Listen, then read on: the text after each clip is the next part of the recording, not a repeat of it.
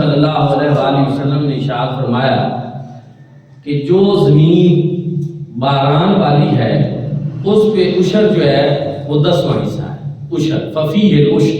الفاظ ایسے ففیہ العشر، اس میں 10واں حصہ ہے، اسی وجہ سے اس کو عشر بھی کہا گیا. اور جو رہا، کنواں، ٹیوب ویل، نہری رقبہ، اس طرح کی جتنی چیزیں ہیں ان میں ففی نصف العشر، ان میں کیا ہے 20واں حصہ ہے. ان میں کیا ہے 20واں حصہ ہے. باران والی پہ 10واں حصہ اور ان میں 20واں حصہ. یعنی اگر 10 گٹو آپ کے گندم کے ہوئے ہیں تو 1 گٹو بارانی زمین کا آپ عشر نکالیں گے. اور پیداوار کنویں کی ہے اور نہری ہے اور ٹیوب ویل والی ہے اس کا آپ آدھا گٹو نکالیں. سمجھ رہے ہیں؟ یعنی 20 گٹوں کے اوپر 1 گٹو. ٹھیک ہے، یہ ایک چیز ہے سمجھنے والی. اچھا، اس میں ایسا کیوں ہے کہ باران والی پہ 10واں اور نہری زمین پہ 20واں؟ وہ اس وجہ سے کہ بعض زمیندار یہ کہتے ہیں کہ ہمارے اخراجات بہت ہوتے ہیں. کھاد، ہم پانی کے اوپر آج کل خرچہ ہوتا ہے جب بور چلایا جاتا ہے، ڈیزل کا اور بہت سارے اخراجات ہیں. اللہ رب العزت نے بھی اسی بات کو دیکھتے ہوئے اور شرع نے بھی اسی وجہ سے اس کو نصف کر دیا. ان کے اور بھی اخراجات ہوتے ہیں، لیکن ایک بات پھر آپ یاد رکھیں کہ اللہ رب العزت کی راہ میں جو بھی دیا جاتا ہے رب تعالیٰ کی بارگاہ میں دینے سے رزق کم نہیں ہوتا، وہ رزق بڑھتا ہے. یہ تو ایک سودا ہے رب تعالیٰ کے ساتھ، خیر اور برکت کا. اچھا، پھر اس کے اوپر اور بہت سارے مسائل ہیں جو آپ وقتاً فوقتاً پوچھ بھی سکتے ہیں، جو ضروری ہیں. میں آپ کو وہ چیزیں بتا رہا ہوں کہ مصارف زکوٰۃ کیا ہے. مصارف زکوٰۃ قرآن مجید نے 8 بیان کیے. ٹھیک ہے، فقیروں کو دینا، مسکینوں کو دینا، جو زکوٰۃ کا عملہ ہے. اگر گورنمنٹ اسلامی ہو اور حکومت مال زکوٰۃ جمع کر رہی ہو جیسا کہ پہلے ہوتا رہا، تو اس صورت میں جو ہے جو وہ زکوٰۃ کا عملہ ہے اس کی تنخواہیں اور وہ چیزیں وہ بھی اسی زکوٰۃ میں سے دی جائیں. چوتھا اگر کوئی مقروض ہے تو اس کا قرض جو ہے اس سے ادا کیا جائے. اور مؤلفۃ القلوب، کہ اگر کوئی ایسا شخص ہے کہ جس کو آپ اس طرح کچھ دیں اور آپ کے دینے کی وجہ سے اس کا دل اسلام کی طرف میل ہو اور وہ غیر مسلم اسلام قبول کر سکتا ہو، اس کے لیے یہ تھی. اب جو ہے یہ مؤلفۃ القلوب جو ہے اس پر بھی عمل نہیں ہوتا، کیونکہ صحابہ کرام نے حضور نبی کریم صلی اللہ علیہ وآلہ وسلم کے بعد جو ہے یہ سمجھا کہ اب دین غالب آ گیا ہے اور اب اس چیز کی ضرورت باقی نہیں رہی، تو اس وجہ سے جو ہے اب اس پر عمل نہیں ہوتا. اسی طرح غلام کو آزاد کرنا یہ بھی ہے کہ اس کے لیے آپ زکوٰۃ کے پیسے دیں تاکہ اس کو آزادی ملے. اب یہ بھی پوری دنیا میں عملاً اب جب غلام ہی نہیں پائے جاتے تو پھر یہ چیز بھی نہ رہی. اور پھر کیا ہے، پھر ہے وابن السبیل، اللہ کی راہ میں نکلے ہوئے لوگ جو ہیں. اس کے بارے میں آپ کو ایک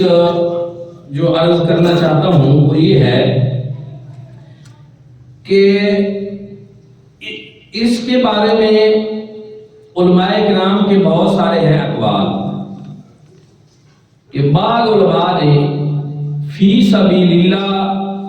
یہ جو ہے اس کی معنی میں یہ کہا ہے کہ حج کرنے والے اور جہاد کرنے والے ہیں جن کے پاس زاد راہ نہ ہو یا جن کے پاس جنگی ساز و سامان نہ ہو. اور محققین کی رائے یہ ہے کہ فی سبیل اللہ جو ہے اس سے مراد صرف یہ 2 قسم کے لوگ نہیں بلکہ ہر وہ کام جس میں عامت المسلمین کا فائدہ ہو وہ فی سبیل اللہ میں داخل ہے. چنانچہ دینی مدرسے جن میں قرآن و سنت کی تعلیم دی جاتی ہے اور دین کے مبلغ اور محقق تیار کیے جاتے ہیں وہ بطریق اولا اس میں داخل ہے. اچھا، اسی طرح پھر مزید ایک وہ شخص کہ جس کا زاد راہ ختم ہو چکا ہو سفر میں ہو، چاہے مالدار بھی کیوں نہ ہو، اس کا ذاترہ ختم ہو گیا ہے تو اس کو بھی آپ جو ہے وہ زکوٰۃ دے سکتے ہیں۔ آج جو میں بالخصوص آپ کو بتانے لگا ہوں وہ یہ بات ہے کہ ایک سوال جو ہے وہ بھیرا شریف کے دارالافتاء میں کیا گیا۔ سوال یہ تھا کہ کیا فرماتے ہیں علماء دین دینی مسئلہ، کیا زکوٰۃ کی رقم دینی مدارس کو دینی جائز ہے؟ نیل ایسا علاقہ جہاں تمام اغنیاء رہتے ہوں اور اپنی اولادوں کو دینی تعلیم دلوانا چاہتے ہوں، وہ اپنے ادارے پر زکوٰۃ کی رقم خرچ کر سکتے ہیں یا نہیں؟ تو اس کا جواب جو ہے بھیرا شریف سے ہمارے استاد اور مفتی حضرت قبلہ قاضی محمد ایوب صاحب رحمۃ اللہ تعالی علیہ، جو حضور علومت کے شاگرد خاص تھے، دارالافتاء کے صدر تھے، بہت بڑی محقق ہستی تھے، انہوں نے جو دیا وہ آپ سنیں کہ دینی مدارس کی حیثیت دراصل دین کے مضبوط قلعوں اور اراد و دہلیت کے سمندر میں محفوظ جزیروں کی ہے۔ مسلمانوں کے لیے زوال اور اس کے بعد اسلام کو مٹانے کے پہم کوششوں کے باوجود ہمارے ملک میں اسلام کا محفوظ رہنا، بلکہ یہاں کی مذہبی حالت کا عالم اسلام کی نسبت بہتر رہنا بڑی حد تک انہی مدارس کا فیض ہے۔ اللہ تعالیٰ اس نظام کو جاری و ساری رکھے۔ اسلام نے زکوٰۃ کے جو مصارف بیان فرمائے ہیں ان پر غور کرنے سے معلوم ہوتا ہے کہ زکوٰۃ کا مقصد صرف غرباء و مساکین کی مدد ہی نہیں بلکہ اسلام کا تحفظ بھی ہے۔ چنانچہ فی سبیل اللہ سے اکثر فقہا کے نزدیک مجاہدین کی مدد مراد لی گئی ہے جو اسلامی سرحدوں کی حفاظت کرتے ہیں، اور مؤلفۃ القلوب سے نو مسلموں یا غیر مسلموں کا تعاون مراد ہے جن سے شرک اندیشہ ہو۔ ظاہر ہے کہ زکوٰۃ کے یہ دونوں مصارف اسلام کی حفاظت کا ہی ایک حصہ ہے۔ اب تعلیمی اداروں کو اور اہل علم کی مدد بھی دراصل دین کی مدد کا ایک حصہ ہے۔ اسی لیے فقہا نے عالم ضرورت مند کو صدقہ دینے کو فضیلت دی ہے۔ یہ فتاوی عالمگیریہ کہ صدقہ آپ کسی بھی غریب کو دے سکتے ہیں، لیکن اگر ایک عالم دین ضرورت مند ہو تو اس کو صدقہ دینا یہ افضل ہے۔ اور آج میں فتاوی رضویہ میں پڑھ رہا تھا اعلیٰ حضرت عظیم البرکت امام احمد رضا خان فاضل بریلوی رحمۃ اللہ تعالی علیہ کا کہ محفل نظر و نیاز اور 11ویں شریف میں صدقہ دینا اس کی بجائے دین کے طالب علم کو دینا یہ 700 گنا زیادہ افضل ہے۔ یا اعلیٰ حضرت عظیم البرکت کا یہ تحقیق کا نچوڑ میں آپ دیکھوں۔ اچھا، اسی طرح التصدق علی العالم عالم الفقیر افضل من التصدق علی الجاہل، امام غزالی نے اس موضوع پر تفصیل سے گفتگو کی ہے اور عبداللہ بن مبارک کا قول نقل کیا ہے کہ وہ بھی اہل علم پر خرچ کرنے کو فقیت دیتے ہیں تاکہ علم دین کی خدمت کے لیے وہ فارغ اور بے فکر ہو سکیں۔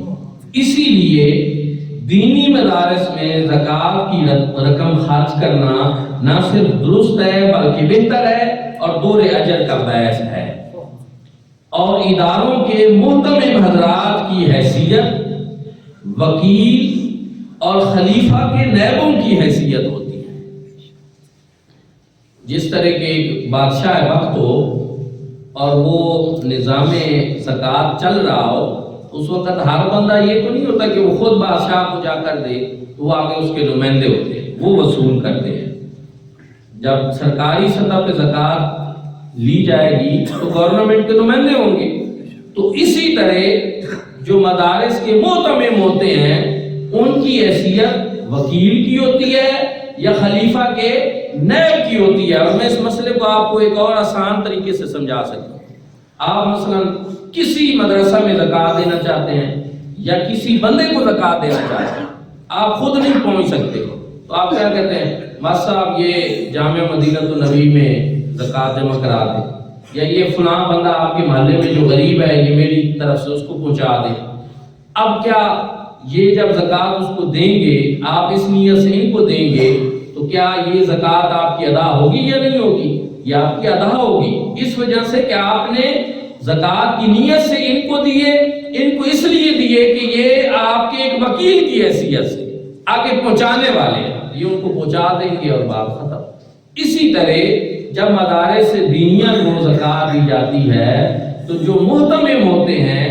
وہ اپنی ذات پہ تو خرچ انہوں نے کرنا نہیں، انہوں نے خرچ بچوں پہ کرنا ہے، بچوں کی بھلائی کے لیے، بہتری کے لیے، تعلیم کے لیے، سہولت کے لیے، تو اس وقت ان کی حیثیت ایک وکیل اور ایک نیب کی ہوتی ہے۔ اب دوستان ذوالفقار میں یہاں ایک بات اور عرض کرنا چاہتا ہوں، کچھ مسائل علماء کے ہوتے ہیں، عوام کے نہیں ہوتے، لیکن میں تھوڑی سی آپ کو بات سمجھاتا ہوں کہ قرآن پاک میں یہاں یہ جو مصارف زکوٰۃ ہے نا، انما الصدقات للفقراء والمساکین، تو یہاں پر یہ جو لام ہے نا، اس کی اوپر علماء کا ہے اختلاف، کہتے ہیں کہ یہ لام جو ہے یہ ملکیت کے لیے ہوتا ہے، لہذا 4 چیزوں کے ساتھ، پہلی جو ہے 8 مصارف زکوٰۃ میں سے 4 ان میں تملیغ ہے، جن میں انفرادی لوگوں کا ذکر ہے، جن میں آگے اجتماعی ذکر ہے، ان میں تو اختلاف کا مسئلہ ہی نہیں ہے، چاہے مدارس ہوں، چاہے جہاد ہو، چاہے جو بھی چیزیں ہوں، غریب یا مسکین یا جو مقروض ہے یا جس کو مؤلفۃ القلوب ہے، یہ 4 یہ جو ہیں ان کے لیے اختلاف ہے، اس میں بھی کہ لام یہ ملکیت کا ہے یا یہ لام اختصاص کا ہے، تو اس میں 2 علماء کے جو ہیں وہ گروہ ہیں، ایک کہتا ہے یہ تملیغ کا ہے، ایک کہتا ہے کہ نہیں یہ اختصاص کا ہے۔ تو وہ پہلے 4 کے لیے ہے، جہاں مدارس دینیہ کی بات ہے، جہاں جہاد فی سبیل اللہ کی بات ہے، جہاں ان چیزوں کا ذکر ہے، وہاں تو تملیغ کا مسئلہ ہے ہی نہیں، یہ چیز آپ ذہن میں رکھیں، وہاں اس چیز کا ذکر ہی نہیں ہے، یہ اس کے لیے ہے ہی نہیں۔ تو اس وجہ سے ہمارے جو بیرہ شریف کا، یہ میں نے فتوے کا ایک تھوڑا سا حصہ آپ کو سنایا، لیکن اس میں ایک اور یہاں پہ آپ کو حضور زیادہ رحمۃ اللہ تعالیٰ علیہ کی جو اپنی رائے ہے اسی فتوہ میں قبلہ مفتی صاحب نے جو ذکر کی، وہ میں ضرور آپ کو سنانا چاہتا ہوں۔ فرمایا ابن سبیل کی تفسیر میں سیدی مرشدی حضور زیادہ پیر محمد کرم شاہ رحمۃ اللہ تعالیٰ علیہ فرماتے ہیں کہ اس سے مراد وہ حج کرنے والے اور جہاد کرنے والے ہیں جن کے پاس ذات راہ نہ ہو اور اپنے افلاس کی وجہ سے وہ جنگی ساز و سامان مہیا نہ کر سکتے ہوں، اور ان کی اعانت بھی مالی زکوٰۃ میں سے کی جا سکتی ہے۔ لیکن محققین کی رائے یہ ہے کہ فی سبیل اللہ سے مراد صرف یہ 2 قسم کے لوگ نہیں، بلکہ ہر وہ کام جو عامت المسلمین کے لیے فائدہ مند ہو وہ فی سبیل اللہ میں داخل ہے۔ چنانچہ دینی مدارس میں قرآن و سنت کی تعلیم دی جاتی ہے اور دین کے مبلغ اور محقق تیار کیے جاتے ہیں، بطریق اولا اس میں داخل ہیں۔ شیخ رشید رضا نے اپنی تفسیر المنار میں، یہ مصر کے جامعۃ الازہر کے ایک شیخ ہیں، انہوں نے اس کے متعلق بڑی وضاحت سے لکھا ہے، اور علامہ علوسی نے اس لفظ کی تفسیر کرتے ہوئے لکھا کہ امام ابو یوسف کے نزدیک اس سے مراد وہ غازی اور حاجی ہیں جو اپنے وطن سے دور ہوں اور ان کے اخراجات پورے کرنے کا کوئی ذریعہ نہ ہو، اور بعد نے اس سے مراد طلباء لیے، اور صاحب فتاوی ظہیریہ نے تو اس سے مراد فقط طلباء لیے، اور صاحب بدائع کے نزدیک، یہ بدائع و صنائع مالک العلماء علامہ کسانی کی ہے، ان کے نزدیک ہر وہ نیک کام سبیل اللہ میں داخل ہے جس سے قرب الہی حاصل ہو سکے۔ اس کے بعد جو ہے صاحب مراد لکھتے ہیں کہ تحقیق یہ ہے کہ سبیل اللہ سے مراد وہ صالح اور مفید کام ہیں جن سے مخصوص افراد نہیں بلکہ عام مسلمانوں کو فائدہ پہنچے، اور جس سے دین اور دولت اسلامیہ دونوں کو تقویت حاصل ہو۔ آگے وہ لکھتے ہیں کہ اس میں مدارس اسلامیہ داخل ہیں جن میں علوم دینیہ کی تعلیم دی جاتی ہے، ان کے علاوہ وہ کام جن میں مصلحت عامہ ہو۔ یہ یہاں تک میں نے حضور زیادہ رحمۃ اللہ تعالی علیہ کی آپ کو عبارت بھی جو ہے وہ سنائی۔ اس پر اور بہت ساری جو ہے وہ چیزیں ہیں، چونکہ میں نے بتایا کہ اس فتوے کا تعلق اس سے تھا کہ اگر کسی مدرسہ میں